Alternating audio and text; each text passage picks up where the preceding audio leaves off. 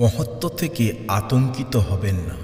কিছু লোক মহান জন্ম নেয়, কিছু লোক মহত্ব অর্জন করে, আর কিছু লোকের উপর মহত্ব চাপিয়ে দেওয়া হয়। যখন কোনো দুঃখ আসে তখন সে কোনো গোয়েন্দার মতো একা আসে না, বরং সম্পূর্ণ বাহিনীর সাথে আসে। আমি আমার উত্তরে আপনাকে সন্তুষ্ট করার জন্য বাধ্য নই। আমার মুকুট হলো সন্তুষ্টি, এমন মুকুট যার আনন্দ রাজা মহারাজাও কখনো কখনোই নিতে পারে। যখন আমাদের জন্ম হয় তখন আমরা কাঁদি, কারণ আমরা মূর্খদের এক বিশাল মঞ্চে এসে গেছি।